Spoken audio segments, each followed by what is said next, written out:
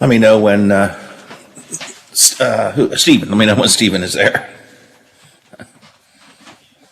Okay, very good.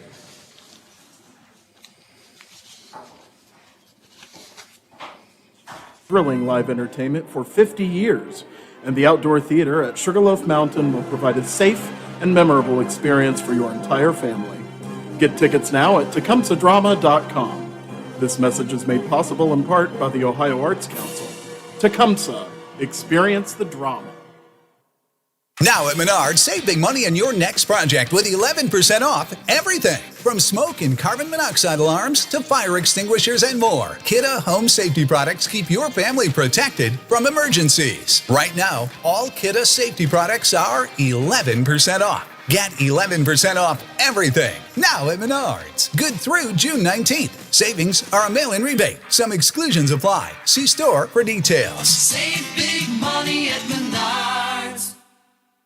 Introducing our new redesigned 7 News app. Our new app features a sleek, modern design and easy-to-navigate home screen with quick access to local news content and a localized weather forecast. Subscribing to notifications is easier, and with one tap, you have access to recent push notifications. There are more ways to watch and find video. To get the new WTRF 7 News app, just update the latest version or download the WTRF 7 News app in your Apple or Google Play Store by searching WTRF. Does your dog need groomed or walked? Are you looking for a pet sitter or dog boarding options? If so, call Dirty Paws, Wheeling's newest pet care service, providing the Ohio Valley with everyone's pet care needs. Check us out on Facebook at Dirty Paws WHG or call 304-639-7754. We can stop the spread of COVID with the COVID-19 vaccine. The vaccine has been researched and tested. The vaccine is safe. And it works. All West Virginians age 12 and older can get a COVID-19 vaccine. The vaccine is free and it's available at clinics and pharmacies across West Virginia. Find a vaccine location near you. Visit vaccine.wv.gov today to get your free COVID-19 vaccine. Community immunity begins with you. Hello, everyone. From the Watchdog, I'm the Storm Tracker, Darnell Foster. With a look at your local weather forecast for your Wednesday, mostly sunny skies, high near 75. Mainly clear overnight with lows to about 49 degrees. Mostly sunny for your Thursday with highs in the upper 70s. Have yourself a great day, everyone. From the Watchdog, I'm Darnell Foster. The views and opinions expressed on the following program are not necessarily those of this station or its sponsors.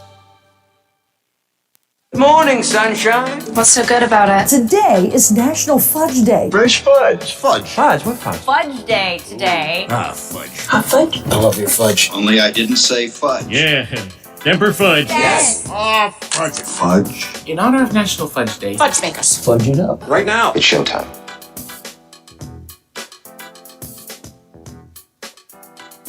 Grab a cup of coffee or your favorite breakfast beverage and listen or watch the Watchdog Morning Show with Howard Monroe during the 100 Days of Summer. Fudge. That sounds good, Biffy. A little bit of fudge this morning sounds good. I'm a big fudge lover. Are you?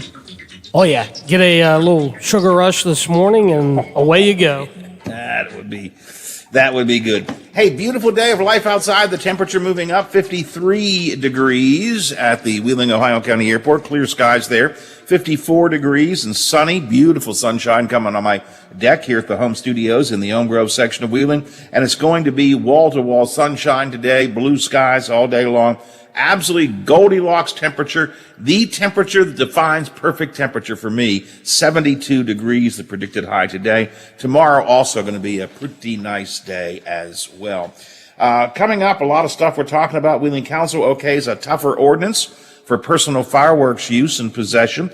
Congressman Alex Mooney apparently being investigated by the Office of Congressional Ethics for personal use of campaign money. In Ohio, Senate Republicans want SNAP recipients to be asset tested, including limiting the amount of savings they can have. Jake Zuckerman from the Ohio Capitol Journal has been working that study, and he discusses that with us coming up a little bit later on. Stephen Smith, who ran for governor in West Virginia under the West Virginia Can't Wait banner, talked to MSNBC this week about Joe Manchin. We'll take some time to talk about that. Plus, the best and worst breakfast at McDonald's, the proper way to shower. Yes, there is a proper way.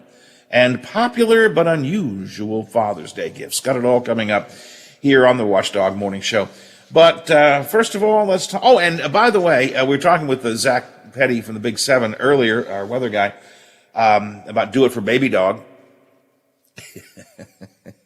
One of Stephen Adams' favorite subjects. Do It for Baby Dog. The Do It for Baby Dog first drawing will be held on Sunday of this week. Father's Day, West Virginia Day, Baby Dog Day, first day of summer, however you want to do it. You can watch the drawing on the Big Seven, WTRF.com. And I should point out, today is the last day to register for Wednesday's drawing. Now, there are 4 drawings coming up after that, but for this Wednesday's drawing, today is the last day to register. I think it's at midnight tonight, so if you need to do that, go to Do It for Baby Dog. What is it? doitforbabydog.wv.gov, something like that. You'll find it. Stephen, Stephen Adams is here with us from the Ogden newspaper chain. Stephen, are you registered for Do It for Baby Dog?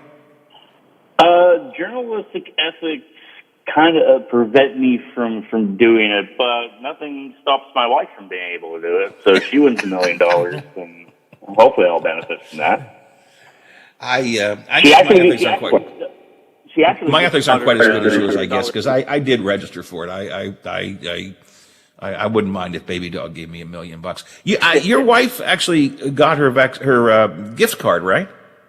Yes, just got it in the mail yesterday. It was just, a pretty nice little looking, debit card. It says, West Virginia Strong on it. It's got the state seal on it. I mean, I guess if you want something to commemorate the last 15 months of misery we've been in, I guess we can keep the card, but I think the mask will be a better memento.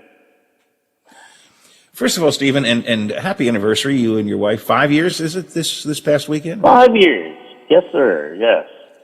Let me give you advice from someone who's been married a whole lot longer, because your social media posting about this was interesting. I find it best not to refer to her as the wife. That was in your social media posting. The wife got her cut. I'm just giving you advice from an old timer here. That's always not the best way to express it. You know what I'm saying? Well, I only do it that way just because she keeps her Twitter account locked. So I tagged her on the big anniversary post. Beyond that, I usually don't tweet at her. So okay. Anyways, I read that and I thought, ooh, Stephen, the wife, not necessarily good. You're not a big fan of Baby Dog, are you? You've been forced to report in a couple of stories the past week or two that you really are not a big fan of. You've been forced to in the sense that they've made it to the news. You're not a Baby Dog fan. The dog itself is fine. It seems like a nice enough dog. My issue is, and this is where I kind of veer away from Hoppy a little bit. Hoppy sort of takes the angle on it. Well, it's all good fun, and you should have a chuckle or whatnot, and that's fine. But I just, again, that dog comes out when Justice wants to deflect from something else, and that dog pretty much became the face of us the minute we started reporting about the banking controversies. So, and for me, I'm like, I'm not going to engage in that. I don't even use the URL. I just tell people to go to the governor's website. It's not hard to find because there's a cartoon picture of the dog. Just click on that and you can register for the drawing, which, as you said, is tonight. First drawing is going to be Sunday on West Virginia Day. There'll be a big celebration at 1 o'clock on the front steps of the Capitol. To celebrate West Virginia Day, kind of to celebrate Father's Day, but also to commemorate the end of the indoor mask mandate and the first day of the drawings. Yeah. I kind of I guess I don't want to say I compromise. Senator Manchin would like me if I compromise. I guess I just take both of your positions. I think Hoppy is right. We can have some fun with Baby Dog. And in this particular case with the vaccine, I kind of get a kick out of it. I 1,000% agree with you, though. When he brings out Baby Dog, we know there's something he'd rather not talk about. Yeah, exactly. And it's intended to distract from us. And certainly right now, Stephen, the big thing that people are asking about, and you guys are asking about, the reporters are asking about, and not getting a whole lot of answers on, are his finances. In fact, reporters delved into that a bit with him yesterday, right? Yeah, Metro News' Brack McElhaney was able to ask Justice a question related to the same thing I've been asking about, which is the thing that interests me, not the most, but I think it's the most relevant, at least as far as the governor himself goes, as far as being the governor, and that is the issue of blind trust. He's got, at this point, about 112 business interests. 7 of those are in blind trusts, and they're just kind of miscellaneous businesses. I think one was a resort in Virginia that the family owns. So the question is, it has been since 2017. Why have you not been able to put the rest of these businesses in blind trust as well? His daughter runs the Greenbrier. Her name's Jill. His son pretty much Jay runs the rest of the Justice business empire.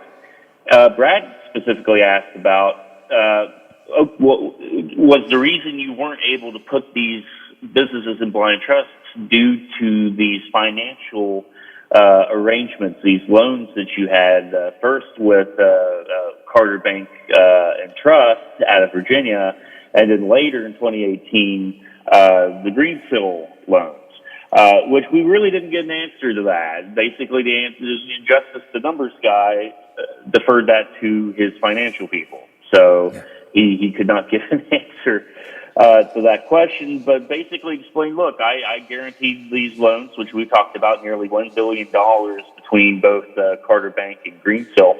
He said he guaranteed the loans specifically, the same way as a parent would guarantee the loan for a son or daughter's house. This is a little different, I think. Well, I think first place it's different in where they put the decimal point. I mean, we're talking about hundreds of millions of dollars. Most parents aren't buying $100 million homes for their kids, but I guess I see his analogy. Correct me if I'm wrong, Stephen. In the very beginning, when he first was elected, he put a handful of things, or he began the process of putting things into a blind trust. And then didn't he say, well, it's just so complicated, it's not easy to do, and this just never followed through on it. And if I'm wrong about that, please correct me, but that's my memory of the early days. You are spot on. In fact, he actually wrote a letter to state employees not too long after taking office in January 2017, basically saying that. He says they're working to put things in blind trust, but for a lot of his business interests, it's a little more complicated than that, and that's something he was working on. Basically told state employees, if you feel that there's any type of pressure or a conflict that might involve one of his businesses, to report it, let people know. That sort of thing. So there was an actual letter that dealt with this, but for the most part, there's been no movement since 2017, and now that we're already at least partially into the second term, at this point, I don't think you're going to see anything else put into blind trusts. Because of the way his family's business is set up, where the finances, as has been reported, are sort of intertwined between himself and the businesses in general. You're not going to see them put that in the hands of a private holding group for 3.5 years. They're going to keep those right in the hands of his children, and that way, even though he can certainly play governor for a little while, he's still advising his children on business matters. Maybe not day to day, but certainly he's got some saying what's going on. Well, and there is speculation. It's purely speculation. I want to say that. But there are some folks who are wondering if that's part of the reason why he didn't want to reside in the mansion, why he's not in Charleston as much as we expect a governor usually to be. Is it because he's tending to business matters or to personal matters back home at the Greenbrier in Greenbrier County and so on? And again, that's pure speculation, but you have to wonder. And Stephen, I'm curious. This is again gossip, and you got those darn journalistic ethics, so maybe you don't want to talk about it. Are you hearing? I mean, people are asking me, is the governor going to go bankrupt? I mean, is that being buzzed about in Charleston? Well, I don't know how it could not be, because any other person or business would have at this point. Now, the governor has frequently bragged about the fact over the last several years, saying that, well, I could have been like everybody else and gone bankrupt, but I didn't want to do that. Well, I don't know. At this point, I would think going bankrupt would be better for you, because I think that'd be a better situation than basically tying all these things up in court, which is what he's doing with Greensill and Credit Suisse, the creditor for Greensill, and then Carter Bank and Trust. You're just putting off, as we've talked about, you're just kind of putting off the inevitable. That's all this is. In a filing with the SEC, Carter Bank and Trust actually commented on these lawsuits and basically said that's the goal in their minds of the justice businesses, is just to tie this up so they don't have to pay back these loans right away. Anyone else would have declared bankruptcy at this point, and I'm no financial expert. I certainly have never declared bankruptcy before, but I would think it would be the smart move to do. Many businesses do it and reorganize and come out of it just fine. Theoretically, I would imagine that they could too, unless there's just so much debt and fines and federal penalties that it's just overwhelming. We're talking to Stephen Adams from the Ogden newspaper chain. Now, so I don't get accused of only spending time criticizing a Republican governor here. I want to do a break, and when we come back, Stephen, let's let's analyze some of the troubles the Democrats are having in West Virginia. The Democratic Party chair has been under a bit of attack lately, and we'll chat about that when we come back, if that's okay with you. It's 8:24, Watchdog Morning Show for a Wednesday. I'm Big Rick, host of Real Big Talk, weekday afternoons on the Watchdog.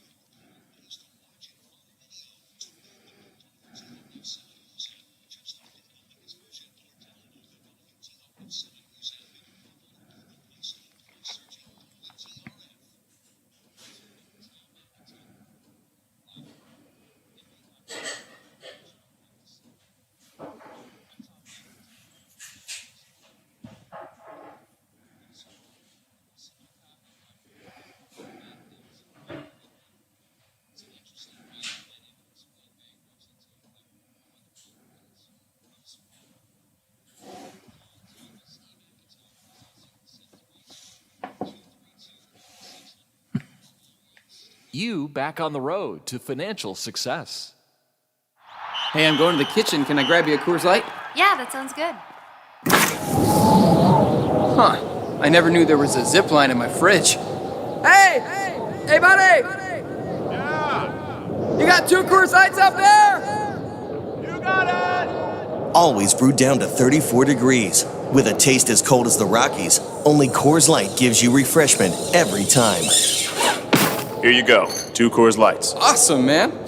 Wow, these are really cold. That's the only way I deliver it. Sure, I mean, you being a mountain climber and all. Yep. You probably need a pretty warm coat in there, huh? Yep. Hey, Ben! Yeah! Ask him if he has any nachos. You got any nachos in there? No. Just icy cold Coors Light? Yep. That makes sense. It is the Rockies. Coors Light, the world's most refreshing beer. Coors Brewing Company, Golden, Colorado. With great beer comes great responsibility.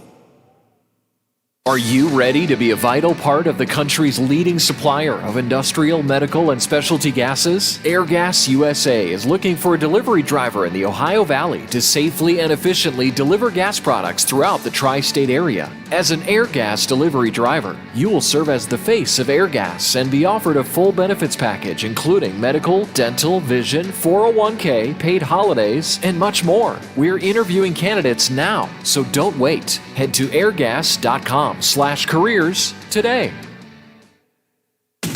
Glendale. The watchdog is protecting your yard. Join Howard Monroe, Hoppy Kercheval, Bill DeFabio, and Big Rick for the best live and local talk in the Upper Ohio Valley and beyond. Glendale trusts the watchdog. We're on air, online, on video, and on demand. Find us where you like us. This is the Watchdog Morning Show with Howard Monroe. Stephen Adams with us from the Ogden newspaper chain, State House reporter for all the Ogden papers, including our local ones here in the Upper Ohio Valley. Stephen, Belinda Beafor, the chair of the Democratic Party in West Virginia, has been under some attack internally. Yesterday, the Democratic National Committee actually had a subcommittee hearing an argument that she had been improperly elected because there was not adequate notice given. The DNC committee unanimously rejected that challenge. The argument, I believe, essentially was she had been unanimously elected with no opposition running against her, and it would be inappropriate for them to overturn the election. So she won one, if you want to look at it that way, but Beafor is still under some significant attack from some of her own party internally, right? Yeah, that's correct. Over the weekend, the Wood County Democratic Executive Committee both issued a call for her to resign and a vote of no confidence, and they had sent that as well to the DNC, which had their credentialing meeting just yesterday. I believe Monongalia County has followed suit, and Greenbrier County has actually done a vote of no confidence. I don't think they have issued a call for her to resign. So that's 3 county committees. 2 of those, I would argue, being probably the largest Democratic executive committees in the state, Wood County and Monongalia County, with Monongalia County really being very much in control by Democratic lawmakers and representatives. So the fact that that has happened is, I think, a pretty big deal. I do think that some of this is due to what happened over a week ago in regards to the committee pushing through an affirmative action an outreach plan that was not drafted by its affirmative action committee per its bylaws. Apparently they were up on a deadline, and they tried to get an extension from the DNC, couldn't get that extension, so they literally had one day to file a plan. And the argument being, well, we consider it a draft plan, so the Affirmative Action Committee can come back and still go ahead and draft a plan, and then that will become the plan, and we'll swap them out. The Affirmative Action Committee was very upset just because in their minds, and based on the bylaws from what I read, I think they're in the right in this case. that plan was supposed to have come from them, whether it was the final plan or the draft plan, and they really didn't even get an opportunity to fully review the plan. I think they had a week's notice to look at it and give comments on it, but their vote was not being sought on it, and that's what caused a bunch of outrage in a state party meeting that was apparently live streamed and put up on YouTube on their channel. And you can watch the whole thing. It's very raucous meeting. So yeah, there's a lot of upset people with BS4 right now. Now, this is not unusual. I mean, there has been dissent inside the party for some time. It tends to be an internal issue, so it doesn't often come to the forefront. We don't often talk about it at any great length on the media. This obviously was a very public meeting a couple weeks ago, and then it was live streamed on YouTube. I watched it. It certainly was entertaining, if nothing else. But there's long, certainly in recent years, there's been a divide between, I guess, what you call the old line and the new guard. Younger, more progressive Democrats, older, more moderate Democrats. There's been a real clash inside the party over that. Currently, BF4 represents more of the old line, moderate, Manchin-type Democrat, and she seems to have a good control of the party. In both the DNC issue that there was a hearing on yesterday, and in all of the concerns being raised by the affirmative action discussions, as you point out, I think I would concur that in both of those, there probably were technically process regulations that weren't followed. It seems to me that may have been the case. But I think if you watch the DNC hearing yesterday, the clear statement from the DNC credentialing committee was Ms. Biafor was elected unanimously. She had no opposition. And basically, we're not going to play games with procedure. If you want to have a different chairperson, find a candidate, round up support for him, and challenge her in the next election. I mean, I think that's kind of what the DNC said, and I think that's kind of the way I look at it too. Yeah, that's kind of the way I look at it too. I know Selena Vickers.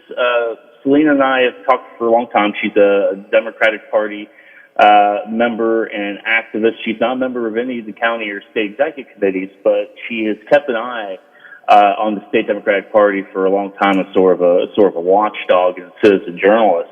And this has been something that this has been an issue for her for a very long time. But a lot of this has been inside baseball. As you said, BF4 has kind of control of the party as a whole. I think her history with Senator Joe Manchin is fairly well known, and she has the loyalty of probably, I would say, what the number would be, I don't know, but the majority of the committee who are mostly hardliners. But, as you said, there's a progressive contingent that obviously are chomping at the bit to be more involved with the state party. But we've seen attempts by this particular group within the party to try to get some sort of leadership control before. Chris Regan tried to run against BF4 4 years ago and lost. So this has certainly been tried before. But the Vickers has been trying to basically use the bylaws and go about it that way to try to institute some change. I think what she found yesterday in the DNC credentials meeting is you can have the bylaws on your side for the most part, and you can nickel and dime and go through and say you violated, -1 paragraph 3 of the bylaws.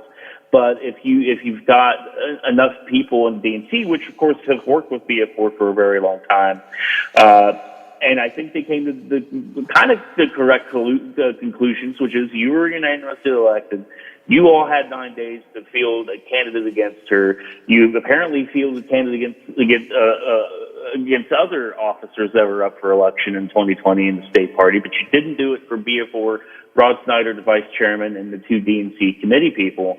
So they were elected unanimously, and even if things had been in a different situation, they were still voted on unanimously without any opposition. So there wasn't really much of a case to be had.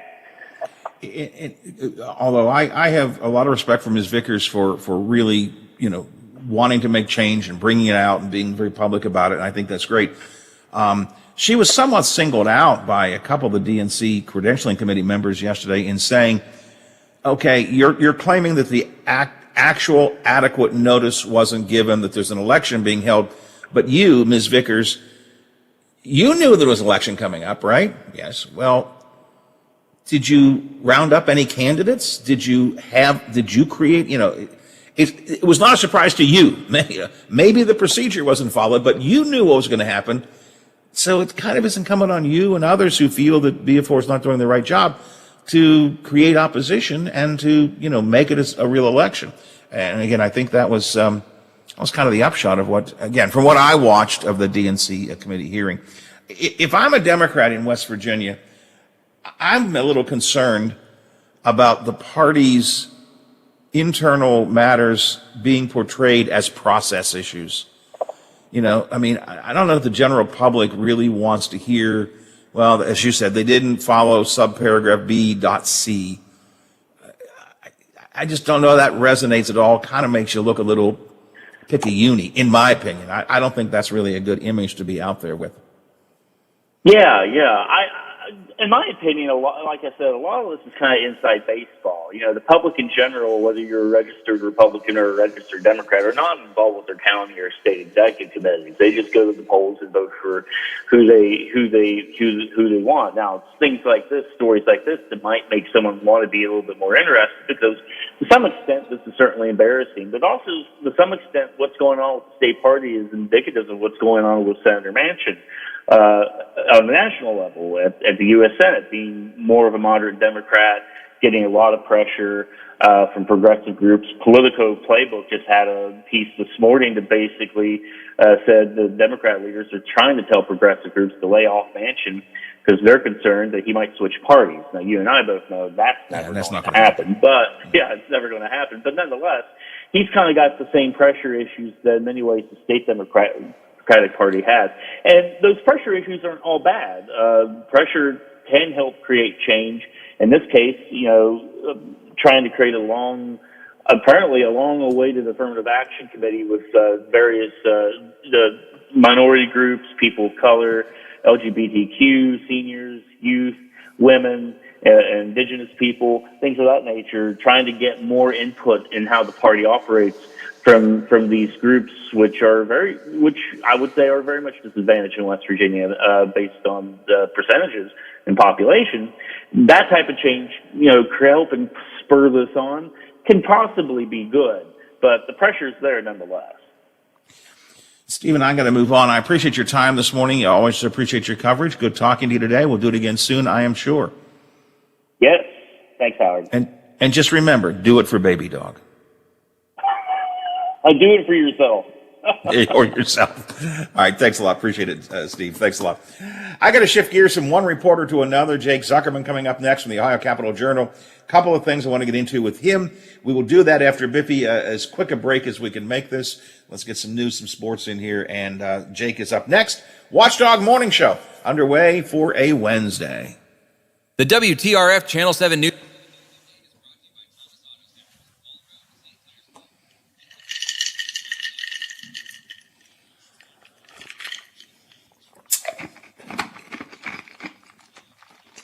BC Ohio Valley, only on AM 1600 WKKX. The Watchdog. Good Wednesday morning.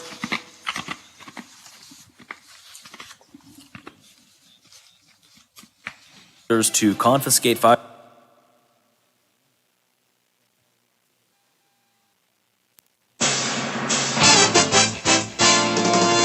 Sports, good afternoon. I'm Joe Mercado. The WVU football staff picked up a verbal.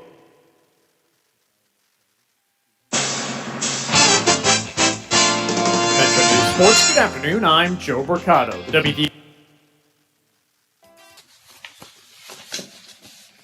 Biff, I'll squeeze another break in here. I'll keep Jake for about maybe 10 minutes, then I'll do a break.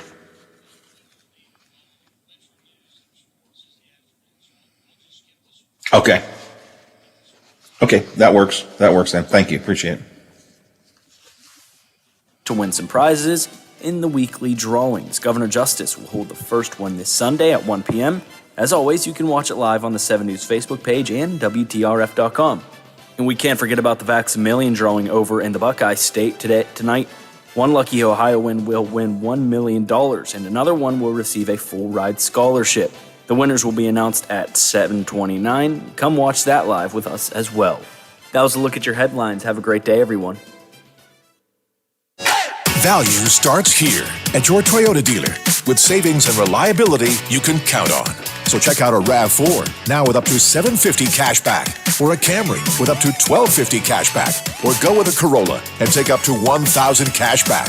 Visit buyatoyota.com and find a dealer near you. You can take cash back or apply toward down payment. Offers may vary for hybrid models. See your dealer for details. Offers end July 6th.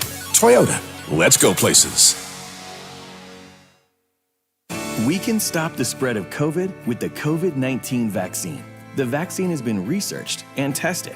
The vaccine is safe, and it works. All West Virginians age 12 and older can get a COVID-19 vaccine. The vaccine is free, and it's available at clinics and pharmacies across West Virginia. Find a vaccine location near you. Visit vaccine.wv.gov today to get your free COVID-19 vaccine. Community immunity begins with you. WKKX and WVLY voted coolest couple in their high school yearbook. Uh-oh, guess what day it is? Guess what day it is? Huh? Anybody? Guess what today is? It's hump day. Woo-woo! Miss a part of the show? Want to hear a segment again? Check out our podcast page at watchdognetwork.com.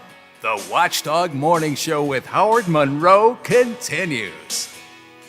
We're looking at, let me double check the temp again because it's been raising fairly quickly here. 55. 55 degrees and clear at the Wheeling, Ohio County Airport. 55 and sunny here at my home studios in the Elm Grove section of Wheeling. From the Ohio Capital Journal, Jake Zuckerman is with us this morning. Jake, good morning. Thank you. I'm sorry to keep you waiting, but I appreciate you hanging in there. No problem. Good morning, Howard. I actually want to touch on two things with you. One is a story you worked on yesterday.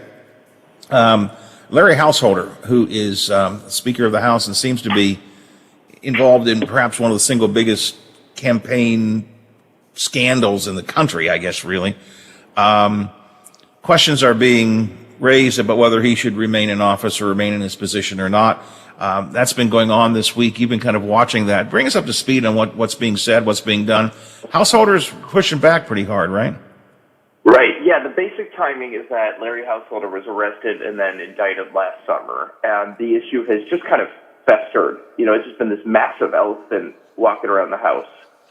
And eventually, there are two resolutions going. They're substantially similar. One's from Democrats and one is from Republicans, but they are to get him out. They would expel him. The Ohio Constitution says that a House can punish its members for disorderly conduct and doesn't really explain what disorderly conduct is or means. So it's kind of anyone's guess. And last week, these resolutions were heard by a committee that's effectively made up of House leadership. And they decided to give Larry Householder a chance to come in and defend himself. And just yesterday, he came in, he brought his criminal defense attorneys. One of them was whispering in his ear and briefly even addressing the committee. And yeah, Larry, he was fighting for his political life out there. I mean, he didn't get into the specifics of the allegations against him, but he proclaimed his innocence. He said he's never taken a bribe, and he wasn't afraid to get in the face of anyone who wants him gone. He, as you point out, he denied the allegations against him, bribery and all that kind of stuff. Said nope, never did that. And then his argument really was this question of disorderly conduct, as you find in the code. He says it's not defined, and can you call an unproven at this stage of the game allegation or an indictment, which is an unproven allegation? Can you call that disorderly conduct? I haven't been found guilty of anything. I've just been charged. And that's kind of, I gather from the story I read that you wrote this morning, that's kind of the position he's taking, right? Yeah, he is. And the counterpoint to that, there were a couple different counterpoints. You know, for one, they say it almost doesn't matter what disorderly conduct is. It is what we say it is. The House, that same section of the Constitution says the House has the right to discipline its own members. And they say that, eviction from the House doesn't require the same burden of proof that a criminal conviction makes when you're talking about locking someone up for 20 years. And then the other point that was getting pushed more by Republicans is that look around, look where we are right now. This issue has been going on for a year. The House is kind of a mess. The householder indictment kind of looms over every energy policy issue, or it looms over any issue where there's a lot of money pushing lawmakers one way or another. It's hard to ignore this huge public corruption indictment. So in that sense, it is disorderly. The House is in disorder right now. Obviously, those arguments didn't carry much with householder, but it's not ultimately his decision at this point. Is this breaking out along party lines, Democrat versus Republicans, or are the Republicans that seem to be leaning towards removing him? Or can you tell? No, it's definitely not party lines. It's definitely a very purple issue. Some Republicans have emerged defending householder. I'd say more of them have kept quiet than taken any side. But there are unmistakably signs of Republican defection from householder, which is really notable because even before the indictment, householder had this leadership style of you won't cross me. He kept loyal soldiers, and now just yesterday we saw Representative Rick Carfagna really kind of go, instead of talk about the questions of impeachment and burden of proof, he just started asking householder about some of the specifics of the case and of the allegations against him. And householder kind of lost it. He called the line of questioning preposterous. He accused Carfagna of eventually coming down to federal court to testify against him. To be clear, we don't know if that's going to happen or not, but it seems like just Larry Householder searching to think so. I thought it was interesting, and tell me how this played out. I guess the current speaker declined to put householder under oath during this. Is that right? That is correct. So Representative Richard Brown, a Democrat, tried to put him under oath, and he cited a state law that says any member can do so. It doesn't need a full committee. Just a single member who wants a witness under oath can do so. But he didn't invoke that law. He just made a simple request to the speaker to put householder under oath. The speaker declined. After the hearing, the speaker said that, we didn't put the sponsors of the resolution under oath, so we weren't going to do it to householder. To me, it struck out as significant because simply Larry Householder said, I did not take a bribe. I have never taken a bribe. So if a jury were to convict him ultimately of bribery, that statement under oath is exposure, one way or another. Exposure. Yeah, when I read your piece today, that struck me as it's unusual that will become a flashpoint or a point of issue. If you're going to tell the truth, the whole truth, and nothing but the truth, you take an oath and say that. The fact that, I get he's under indictment. You got to be very careful, and I do understand that.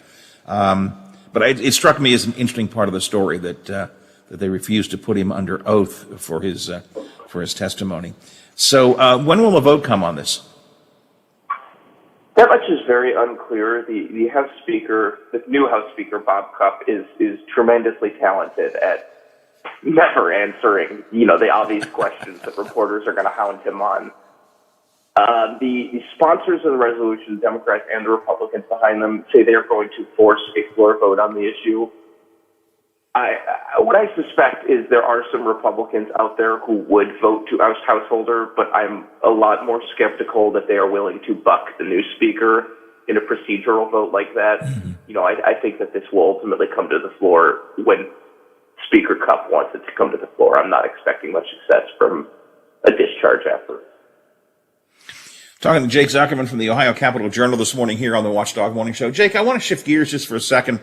I talked to the audience here on the radio yesterday briefly about a story you did this week on food stamp benefits and a somewhat last-minute addition to the Senate proposal that would have required what they call an asset test that would have discouraged folks on food stamps from saving money or even upgrading their vehicles and so on because their assets became too high, they wouldn't get food stamps.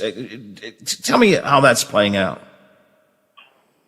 Well, it's not getting a ton of attention, to be frank. I mean, it's a piece of this huge budget. I think about $80 billion change. There's a complete overhaul of how we fund schools in there. There's income tax that's cut in there.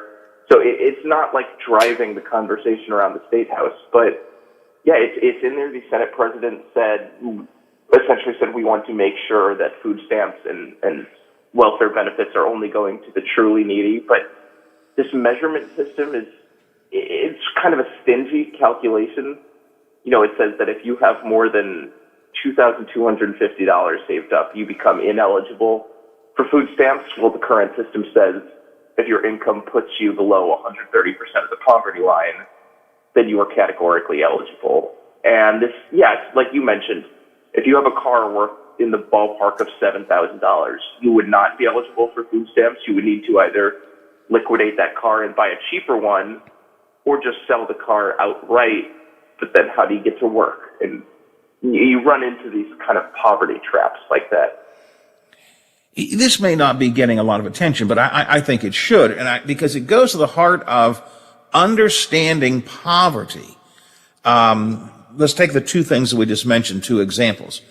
You got to keep an old car because you can't have a new car if it's valued too much. Then you are off food stamps, and you also can't have a lot of savings because that will give you up. So you got an old car, it breaks down, you need a new transmission or whatever, and you may not have enough in savings to accommodate getting that fixed because you're not allowed to have, I think it goes to a lack of comprehending what poverty is like, and that really bothers me. And it's not just in Ohio, it's true in West Virginia, it's true at the federal level.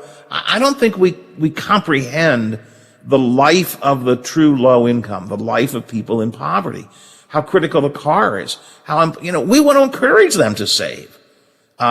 Yes, we don't want to, not free money. We want people to work and all that kind of stuff, but we want to encourage them to save, not to disincentivize savings. I don't know if you concur with me or not, but I just think it's a complete lack of understanding of what the life in poverty is like. Yeah, I think what I'd say is that it ignores how expensive it is to be poor. It's kind of a paradox, but yeah, like you mentioned, you have to get a cheaper car so you can stay under an asset limit, but then you're constantly funding these never-ending repairs on this beater of a car instead of investing in, and making a more sound investment over time. It traps people. It's just kind of it's a kind of policy that forces people to stay where they are. And I also think people don't understand, a lot of people don't understand how people get into poverty and why they do certain things. I saw some social media posts yesterday about this subject, and it was the usual, well, I know of someone who's getting food stamps, and they drive a really nice car. Well, there are all kinds of things that could have happened there. Maybe they were driving a nice car and ended up becoming poor after that. I mean, there are all kinds of ways you can look at these things. But there's such a predilection to assuming that all folks who are poor are basically lazy bums. It's the old Ronald Reagan welfare queen concept. And it gets under my skin really, really badly. And if you know folks, if you have been poor, truly poor, or if you know folks who are truly not able to make it from paycheck to paycheck, and then you criticize them because they've got a little bit of savings or they have a car that at least gets them from one place to another, you don't understand what it's like to be in poverty at all. And it just grates on me. I'm ranting. I apologize, Jake, but it really really grates on me. No problem. Yeah, it was one of those, there were some pieces that were thrown into the budget. There's an abortion restriction that got thrown in there. There were some oil and gas perks. It just becomes this goodie bag of sorts of policy. depending on what you see as a goodie policy. But yeah, let's put the air quotes around that. Especially Yeah, exactly. when it lands in a budget that includes income tax. People who make under about 20 grand in Ohio don't pay income tax, so there's extra money in the budget that's going to overwhelmingly high income earners, and then if you're poor, you must be this poor to ride becomes the policy. Exactly. Jake, I really appreciate the work you do, and I really appreciate the Ohio Capital Journal. It's become one of my must-reads every day. You guys do a tremendous job of pinpointing the stories that actually count. And I really commend the work that you do and that the Journal does. It's really a good source, and I hope people start paying attention to it. Ohio Capital Journal is a great news resource. At least it is for me. And again, what I like is I think you guys really focus on some of the things that don't get focused on elsewhere. And I think that's really important. So I will probably call on you again. I feel like I intrude on you a lot, but I like to share this stuff with the audience here, and I appreciate your time today and in the past and probably in the future as well. I've got the time. Thanks for having me on. All right. Thanks, Jake. Appreciate it. Jake Zuckerman from the Ohio Capital Journal. Yeah, I have found that a tremendous resource of news in Ohio. The Ohio News Network, of which we are a part, gives you some really good factual, the news, news of the day. But the Ohio Capital Journal is one of these online newspapers. It's very akin to the Mountain State Spotlight in West Virginia. And it takes a deeper dive at issues that maybe get surface looked at elsewhere. And this asset test is a good one. As he pointed out, it's not something that a lot of people can get up in arms about. I did, because I think that it epitomizes the problem we have with understanding people who are in poverty. We put them into a cycle they can't break out of. You must have a bad car, and you cannot have enough savings to fix it if it goes bad. What do you do? What do you do? What do you do? Well, what I do is say, it's time to say sayonara, see you, bye-bye, farewell. I gotta go. I gotta get out of here. Kirchhoff's got the comm coming up at 10, but coming up next, it is the legislative watchdogs. I suspect they'll talk about some of the things that Stephen and I were talking about earlier this hour. Tomorrow, among other things, we're going to talk about Prime Day. Amazon Prime Day is coming up. We'll talk to folks from Amazon about tips on making Prime Day better for you. All right, maybe you're not in poverty, so you don't care. But, if you are in poverty, you don't care, but I'd like Prime Day. So we'll talk about that among many other things tomorrow here on the show. As right now, however, good Lord willing, creeks don't rise, bat phone doesn't ring, don't get impeached, don't retire, ticker keeps on ticking, don't overeat. It's always a possibility. And most importantly, Teddy says, it's all right. You can go back to work tomorrow, Granddad. I shall return tomorrow morning, 7 o'clock. And they go around to the big gig. Are you back with me, Biffy? I will be here for a Thursday. We're going to keep on doing it until we get it right. That could be a long time. That's for sure.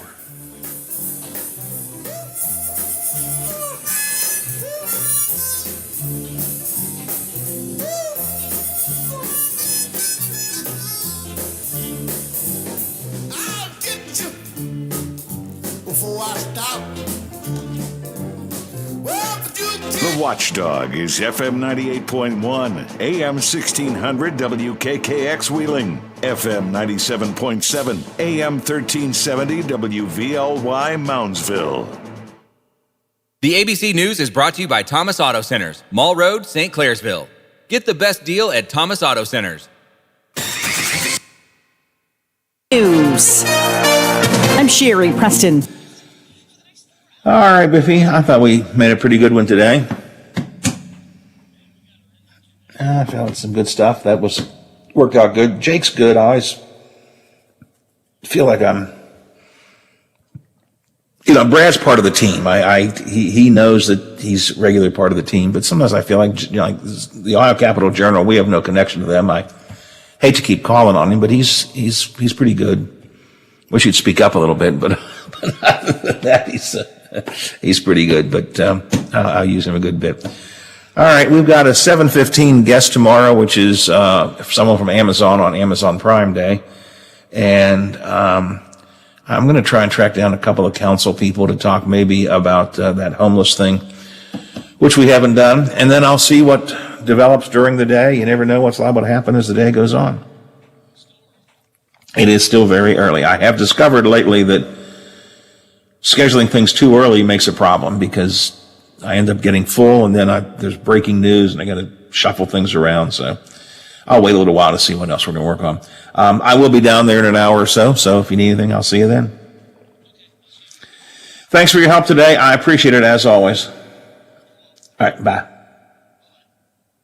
Vaccinated adult, you don't need to worry. You can go to a big box store or walk through a crowd. And what these studies have shown again and again in real world situations, not just in the clinical trials, that you're not going to get sick, you're not going to transmit it. And if there is by some chance a breakthrough infection, you're not going to end up in the hospital. With 70% of adults at least partially vaccinated, California and New York are both opening up, and European Union leaders are recommending member countries start lifting travel restrictions for U.S. tourists. You're listening to ABC News. I absolutely love my dog, but the constant shedding, not so much. But then I got a Swiffer Sweeper pet kit, and it is amazing. These super thick cloths pick up a crazy amount of hair. Just look at all that. And that was from just one swipe. And the best part? Sweeper's so much easier to maneuver than a broom or a vacuum, easily getting around chairs and under the couch. You're right. Now I can focus on you, not your shedding. Swiffer Sweeper Pet Kit, because shed happens. Okay, 3 dozen by tomorrow morning. Yeah, the roses and Faraz's flower shop is blooming. To keep up with high demand, he must strengthen his business's roots. Just 1 second. Faraz's flowers. Hold, please. Hi, how are you doing? Welcome to Faraz's. Indeed can